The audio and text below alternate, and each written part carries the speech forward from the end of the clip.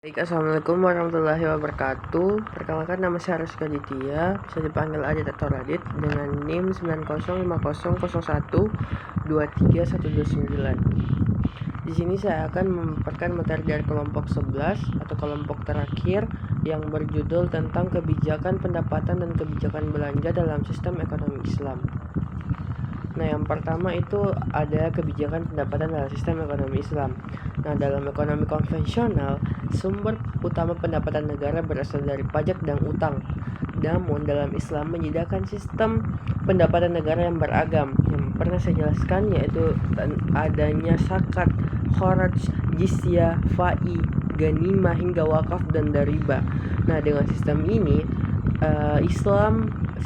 negara Islam dalam Islam ini harus berutang kepada tidak harus berutang kepada lembaga ribawi.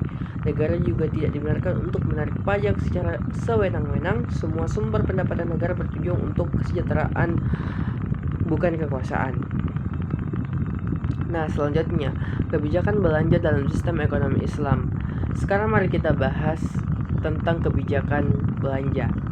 Nah, dalam sistem Islam, belanja negara bukan sekadar pengeluaran, tetapi juga ibadah hingga amanah. 1 sen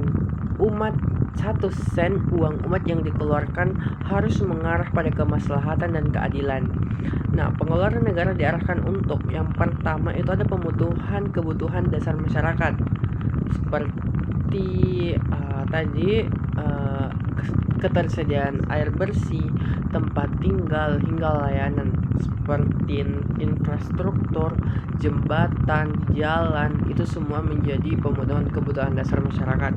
Selanjutnya ada pembiayaan pendidikan dan kesehatan. Bahwasanya Islam menekankan pentingnya menjaga akal, jiwa, maka belanja negara harus memastikan bahwa akses pendidikan dan layanan kesehatan untuk semua lapisan masyarakat. Selanjutnya ada pembangunan infrastruktur di sektor real.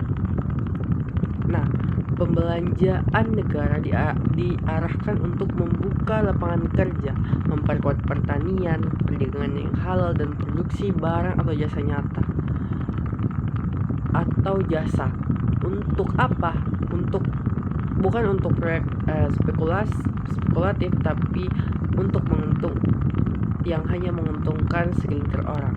Selanjutnya ada gaji dan tunjangan aparatur negara seperti guru, pegawai negeri sipil atau PNS, hingga pegawai publik, tentara, hakim, dan lain-lain. Selanjutnya ada bantuan dan subsidi kaum duafa. Nah, negara boleh menggunakan dana zakat dan belanja publik lainnya untuk menyantuni anak yatim, fakir miskin, janda, dan lain-lain. Selanjutnya ada perlindungan pasar dan pengawasan ekonomi.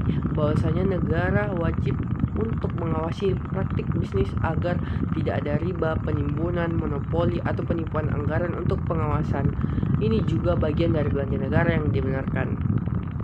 Nah, yang menarik dalam Islam, tidak ada istilah anggaran untuk kampanye, suap politik, atau proyek bancakan. Nah, semua pengeluaran negara ini harus kembali pada prinsip apakah ini membawa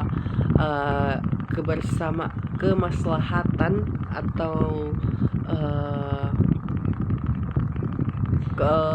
kebersamaan seluruh umat, dan apakah bisa dipertanggungjawabkan di dunia dan di akhirat. Baik, itu sempat saya jelaskan. Sampai bertemu di video selanjutnya. Karena ini adalah video terakhir dari ekonomi makro Islam. Dari 14 pembahasan yang saya bahas, semoga 14 yang saya bahas di video saya semoga memberi manfaat untuk saya sendiri. Baik, wassalamualaikum warahmatullahi wabarakatuh.